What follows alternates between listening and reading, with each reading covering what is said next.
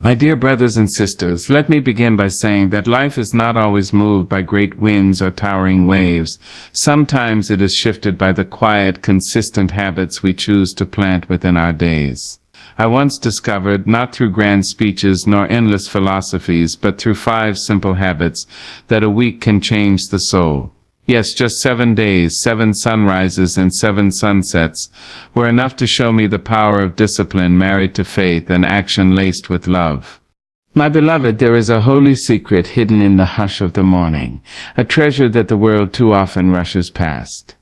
It is the art of silence, the discipline of stillness, the choice to allow one's spirit to rest before the sun climbs high, and the noise of living begins its daily assault. I learned this secret not in the thunder of applause, not in the echo of endless conversations, but in the gentle breath of quietude. When the clock's hand had barely touched the edge of dawn, when the city was still cloaked in its blanket of sleep, I sat with myself, with my God, and with the whispers of my soul. And in that silence I found clarity. Now let me tell you, silence is not empty. Oh no, it is full of voices too tender to be heard above the roar of life, full of answers to questions you've been carrying in your chest, full of healing for wounds you did not even know were bleeding. I discovered that when I silenced the world, I could finally hear heaven. The noise of life, with its constant demands, its never-ceasing chatter, its urgency to fill every moment, had been drowning out the most important voice of all, the voice within, the voice above, the voice of God.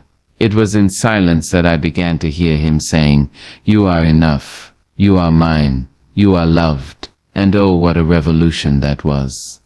Too often we confuse silence with absence. We believe that if no one is speaking, nothing is happening. But let me assure you, silence is presence in its highest form. It is where the Creator meets creation without interference. When you sit in silence, you are not doing nothing. You are allowing something greater to be done in you. Just as the soil cannot produce fruit if the seed is never buried in quiet darkness, the soul cannot grow if it is not allowed its silent space to be nourished. Silence is the soil in which transformation takes root. In those 7 days of practice, I began each morning with no phone in my hand, no television humming in the background, no music to distract me, not even the chatter of my own anxious thoughts. I sat still. I listened. At first it felt foreign, even uncomfortable. My mind raced, my body fidgeted, as if the very act of silence were an enemy. But with patience, the noise within me quieted. And as the noise quieted, wisdom rose. I began to see that silence was not the absence of sound, but the presence of peace. And beloved, when peace enters, clarity follows. In silence, I saw my worries lose their sharp edges. Problems that had seemed monstrous the night before appeared smaller in the morning's calm. My thoughts, once tangled like a ball of thread, began to unravel in gentle order. And what amazed me most was this: in silence, the answers I had been chasing for years came walking toward me with soft steps. Silence had been the midwife of understanding, birthing truth I could not deliver in the chaos of noise. I must confess I had once feared silence, for silence held a mirror, and in its stillness I was forced to face myself. It revealed my hidden sorrows, my unspoken regrets, my restless heart. But oh, my dear friends, what I discovered is that facing oneself is not punishment, it is liberation. To sit in silence is to make peace with who you are, and to invite God to mend the places you've been avoiding. Silence became my confessional, my therapy, my renewal. Think about it. The most powerful moments in life often arrive in silence. A baby's first breath does not come with a marching band. It comes in a soft cry that pierces a mother's heart. Love, when it is true, needs no shouting. It sits gently between two souls who understand one another without words. Death, too, enters quietly, not with a trumpet, but with a sigh. If silence can cradle the beginnings and endings of life, why do we not honor it in our daily living? I remember sitting one morning, the dawn just beginning to paint the sky in strokes of rose and gold. The world was hushed. The birds had not yet declared their chorus, and in that sacred pause I felt as though heaven itself bent down and kissed the earth. In that silence I realized that I was being spoken to in a language deeper than words. A language of presence, a language of being, a language of love. And let me share this. Silence is not just about hearing God, it is about hearing yourself. In that stillness, I rediscovered my own dreams, long buried beneath the rubble of busyness. I remembered passions I had forgotten, wounds I had ignored, and strengths I had underestimated. Silence introduced me to myself again, not the self that performs for the world, but the self that God created in truth. When I practiced silence, my relationships deepened too. I found myself listening more intently to others, no longer rushing to fill every pause with words. I learned that silence between friends is not emptiness, it is comfort. Silence between lovers is not distance, it is intimacy. Silence between me and my God is not abandonment, it is union. My dear ones, if you want to transform your life in 7 days, begin with silence. Not the silence of neglect or avoidance, but the silence of intention. Wake each morning and give yourself the gift of 5 minutes, then 10, then 20, where the world cannot touch you. Close the door, turn off the noise, and sit with yourself and your Maker. Do not demand, do not beg, simply listen. For the God who carved rivers into stone, who painted galaxies into the night, who breathed life into dust is still speaking. And often he speaks in whispers that can only be heard in the quiet. In those 7 days, silence did more for me than 1,000 conversations ever could. It reset my spirit, refreshed my mind, and rekindled my faith. It taught me that silence is not an escape, it is an encounter. An encounter with truth, with peace, with God Himself. And if you dare to practice it, my friend, you will find yourself changed, not in years, but in days. So when the world tells you to rush, to fill every second with sound and distraction, remember this: sometimes the most revolutionary act is to be still. Sometimes the loudest prayer is silence. Sometimes the greatest growth is born in quiet. And sometimes, just sometimes, your breakthrough waits, not in the storm, but in the calm. Gratitude, my dear ones, is the song the soul sings when it finally remembers how blessed it already is. It is not the grand gestures, not the overflowing bank accounts, not the triumphs that the world parades before us. No, gratitude lives in the ordinary. It hides in the quiet blessing of breath that fills our lungs without our asking, in the steady rhythm of a heart that beats faithfully within our chest, in the sun that rises every morning though we did nothing to deserve it. Gratitude is the art of seeing what has always been there, and in 7 days of practicing it, my life began to glow with a light I did not know was waiting within me. I made a simple choice. Each morning I wrote down 3 blessings. At first they were obvious: the roof above me, the food on my table, the health of my body. But as the days passed, my eyes opened wider. I began to notice the small miracles, the way a neighbor smiled and waved, the way the breeze carried the scent of rain, the way my child's laughter filled the room with joy. Gratitude sharpened my vision until the world, which once appeared ordinary, shone with extraordinary grace. I realized then that gratitude is not about counting possessions. It is about recognizing provision. It is not about measuring wealth. It is about seeing abundance in what you already have. Do not underestimate the power of this habit. Gratitude does not change the circumstances around you. It changes you within the circumstances. A grateful heart is like fertile soil, rich enough to grow joy even in the harshest seasons. When storms came, and they surely did, gratitude became my umbrella. It did not stop the rain, but it kept me from drowning in complaint. Gratitude whispered, "Look again, even here, even now, God has not abandoned you." And suddenly what seemed unbearable became bearable, not because the weight had lifted, but because my spirit had grown stronger beneath it. There was a morning when I woke with heaviness, my heart tied with knots of worry. Bills on the table, dreams deferred, disappointments echoing from the past. Yet, as was my new ritual, I picked up my pen and wrote down 3 blessings. The first was the breath in my lungs. The second was the lesson in yesterday's struggle. The third was the possibility of today's sunrise. And as I wrote, something shifted. My troubles had not disappeared, but my vision had. Gratitude reframed the picture. What was once only lack began to reveal itself as preparation. What was once pain began to show itself as teaching. Gratitude took me by the hand and led me from despair to hope. Let me tell you this. Gratitude and bitterness cannot live in the same house. One must evict the other.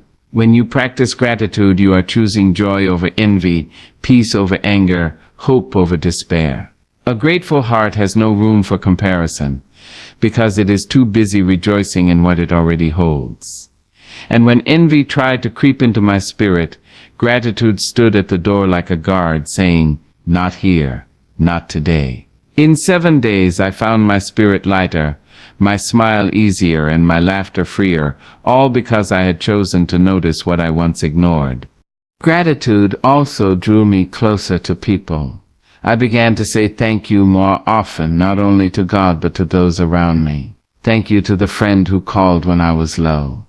Thank you to the stranger who held the door. Thank you to the mother who prayed for me in silence. And what a wonder I discovered.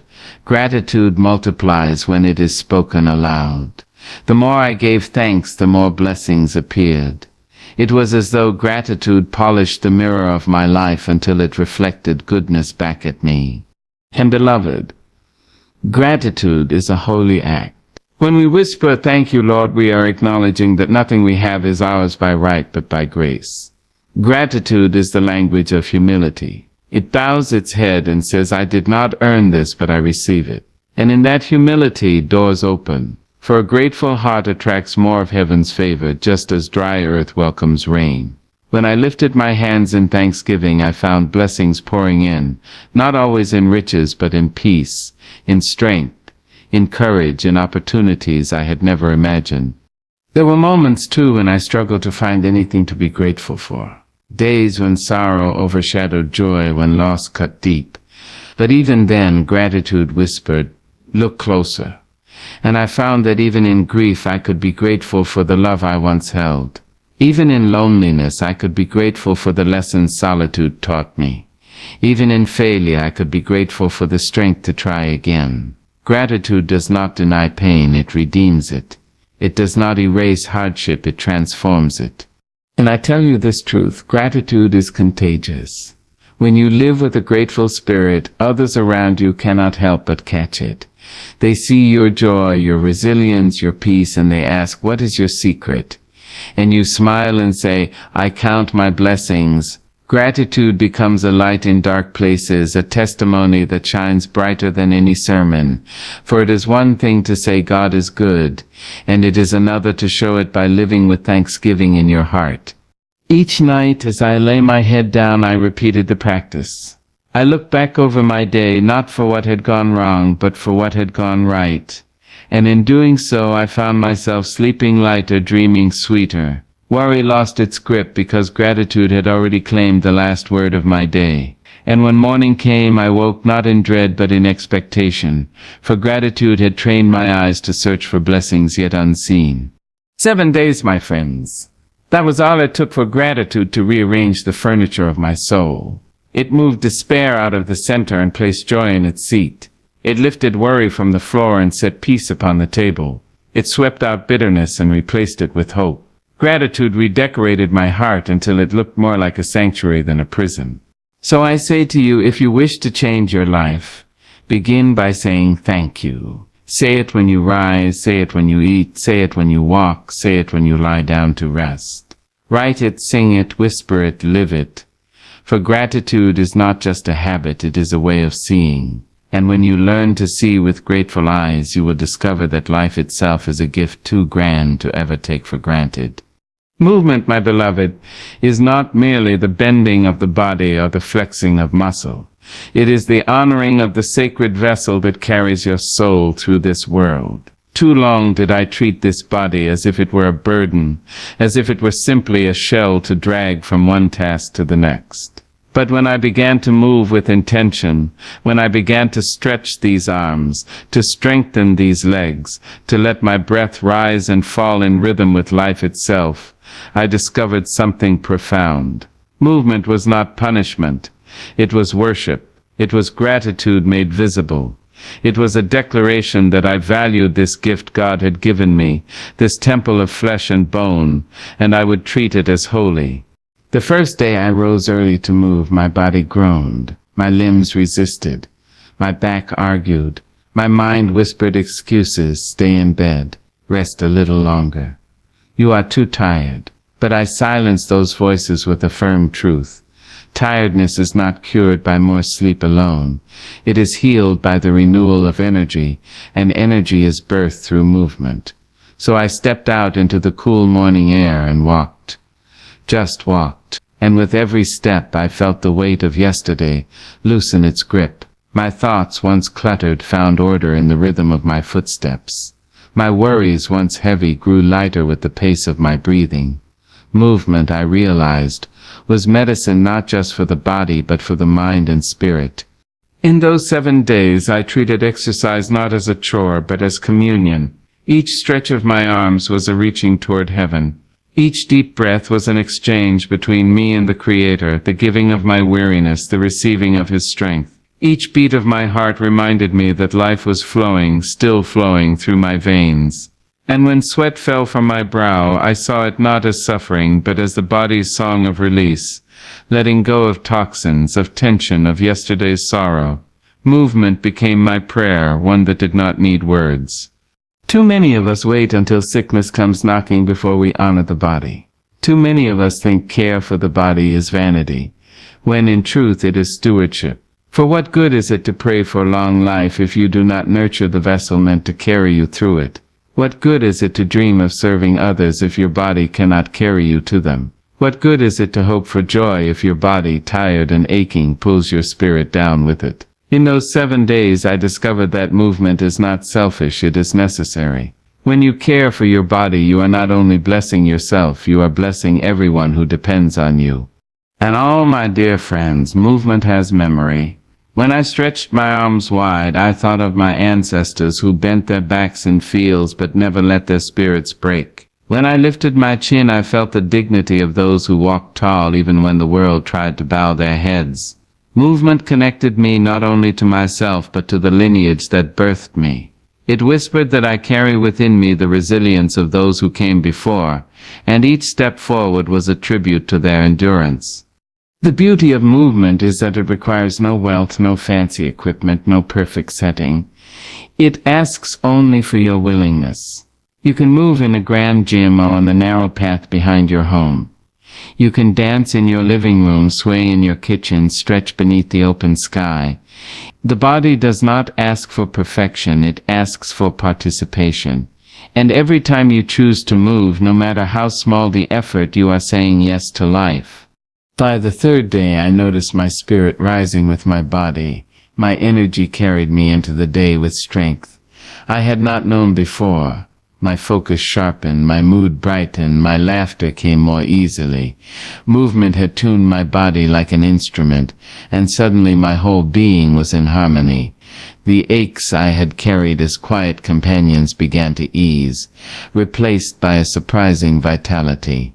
I began to see that fatigue is often not a signal of needing less movement, but more. The body longs to be alive, to be engaged, to be honored through use.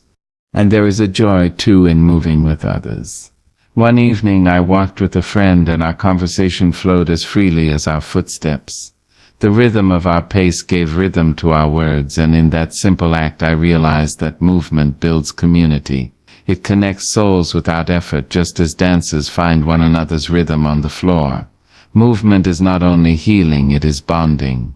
But perhaps the most profound lesson came on the 7th day. I stood before the mirror, my body weary from a week of stretching and walking, yet glowing with life.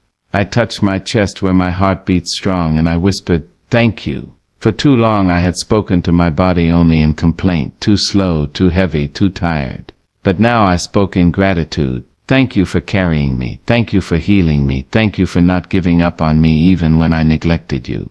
And I realized that movement had not only strengthened my body, it had reconciled me with it. Where once there was disdain, there was now love. Where once there was neglect, there was now care. Movement had restored not only health but harmony. So I say to you, my dear ones, do not wait another day. Rise, even if only for a few steps. Stretch, even if only for a few minutes. Dance, even if no music is playing. For movement is a gift, and every time you use it, you unwrap another layer of life's abundance. Do not despise small beginnings. A short walk today may become a habit tomorrow, and that habit may carry you into strength you never imagined. In 7 days, movement reminded me that my body is not my enemy, it is my ally. It is the temple in which my spirit sings, the vessel through which I love, serve, and live.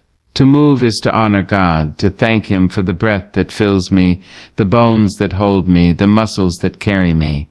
And when I move, I am reminded that I am alive, and being alive is itself a miracle worth celebrating every single day.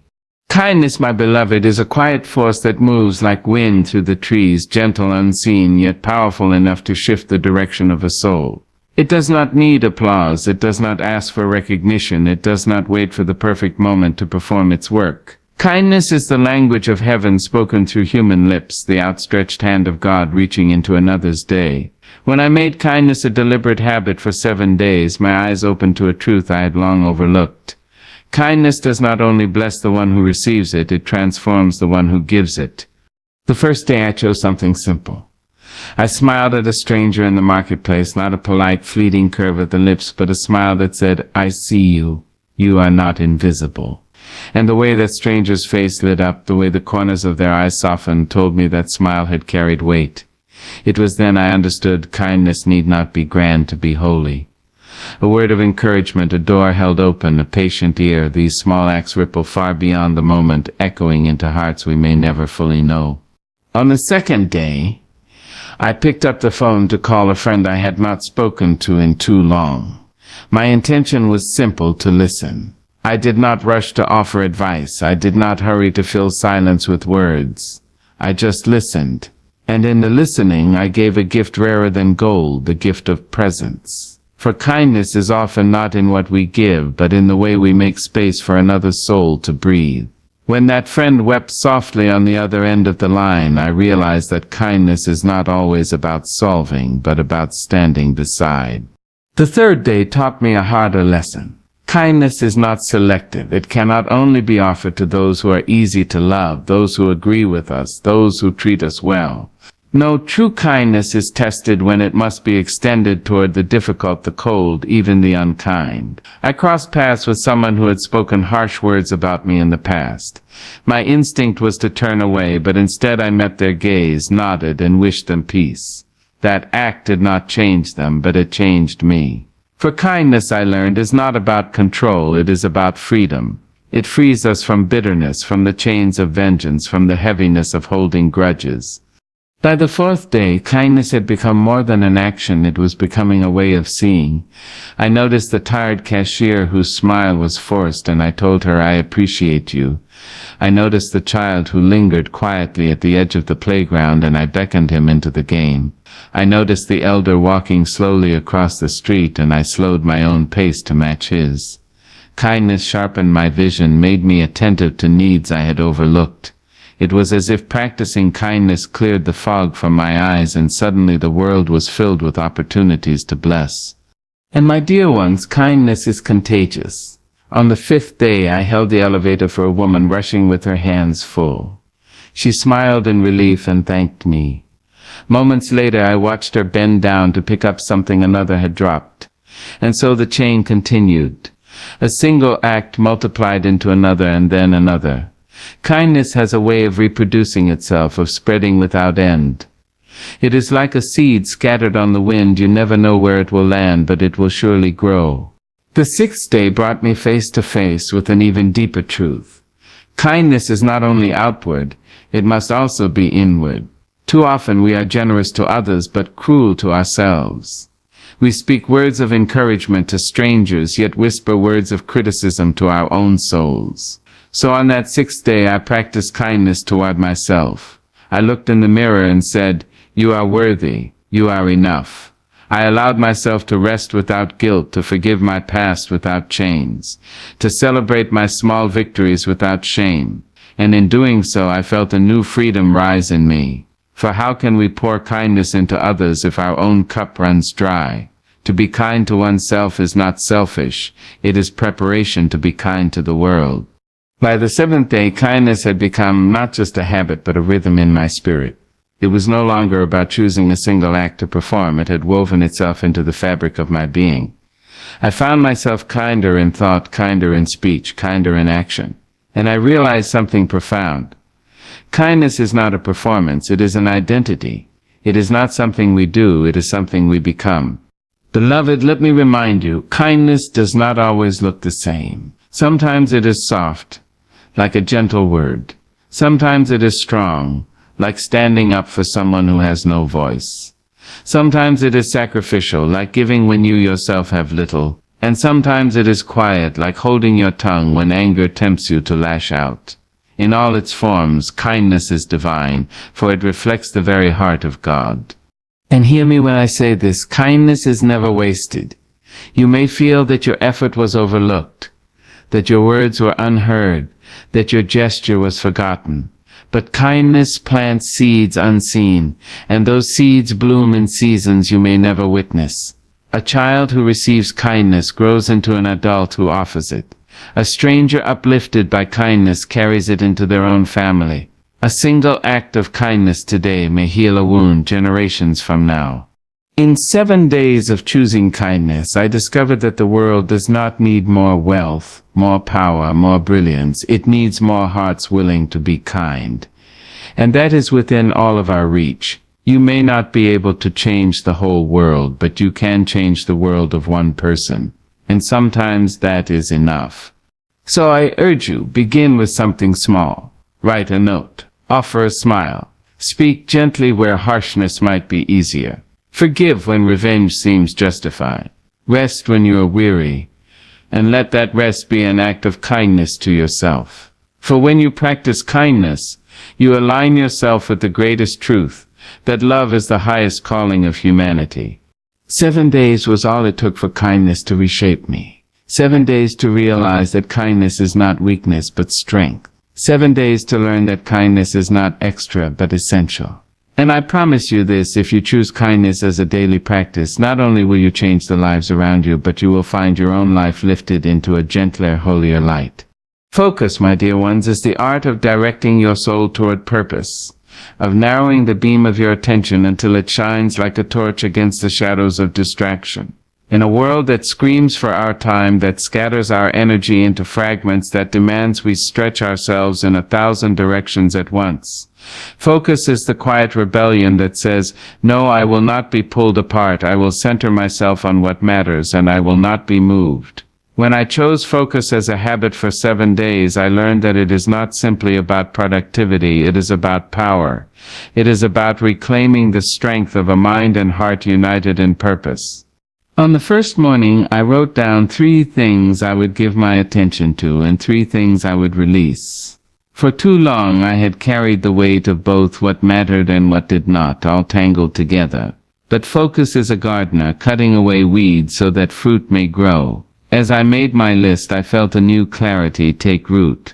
I no longer owed my energy to every passing distraction, every whisper of worry, every demand placed on me by others. My energy was mine to direct, and I would offer it as an offering to what truly mattered.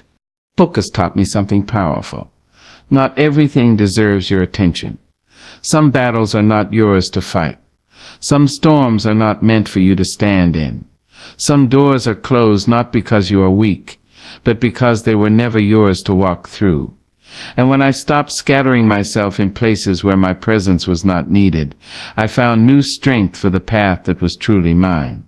Focus is not only about what you choose, it is also about what you refuse. The second day, I turned off the endless noise.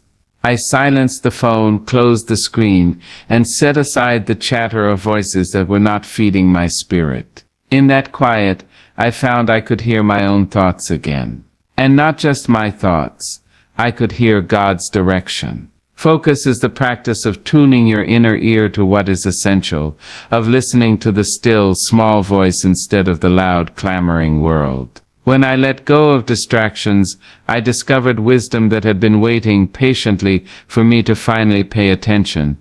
By the third day, focus revealed itself as discipline. Oh, how tempting it was to slip back into old patterns, to give in to the easy pull of scrolling, of complaining, of dwelling on what I could not change. But focus demanded my commitment. It whispered, "Stay steady, stay faithful, stay here," and the more I obeyed, the stronger my resolve became. Focus is like a muscle. The more you practice it, the more it grows. And soon, what once felt impossible became natural. My attention no longer scattered like dry leaves in the wind. It gathered like a river, strong and steady, flowing toward purpose. The fourth day brought me face to face with fear. For focus shines a light on the things we have avoided. When you stop distracting yourself, when you stop scattering your energy, you must confront the truth of what you have left undone. And I realized that some of my busyness had been a shield, a way to avoid the hard work, the deep dreams, the difficult conversations. But focus leaves no room for hiding.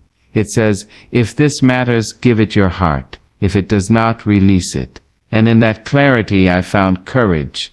Courage to write what I had been afraid to write. Courage to speak what I had been afraid to speak.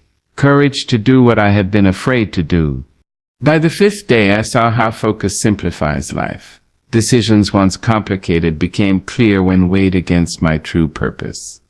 Should I spend time here or there? Should I say yes or no? Should I carry this burden or set it down? Focus answered, does it serve your purpose? Does it align with your calling? Does it bring life to your spirit? If not, let it go. And with each release, my load grew lighter. I began to walk not with the heaviness of one pulled in 100 directions, but with the freedom of one walking a clear path. The sixth day revealed to me the joy of depth. In a world obsessed with doing many things quickly, focus invited me to do fewer things deeply. I gave myself wholly to one task, one conversation, one prayer, one moment. And in doing so, I tasted richness I had never known. Focus taught me that depth is more satisfying than breadth, that presence is more powerful than speed. When I stopped rushing to the next thing, I discovered beauty in the current thing. The ordinary became extraordinary because I was fully there to experience it. And on the seventh day, I looked back and saw how focus had transformed me. I was no longer scattered, anxious, restless. I was centered, steady, at peace. Focus had given me back my power, the power to direct my life, instead of being dragged through it. It had given me back my joy, the joy of seeing progress in the things that truly mattered. It had given me back my faith, the faith that if I kept my eyes on God, I could walk with confidence, no matter the storms that raged around me. Beloved, focus is not about narrowing your world until it is small. It is about sharpening your vision until it is clear. It is about learning to say, this is where I will place my heart, my time, my energy, and I will not be distracted. It is about building a life that reflects your deepest values instead of reacting to every shallow demand. And let me tell you this, when you focus, the universe responds. Opportunities align. Doors open. Strength flows. Because you are no longer scattered, you are whole. If you want to change your life in 7 days, practice focus. Choose each morning what matters most. Guard your attention as you would guard a precious jewel.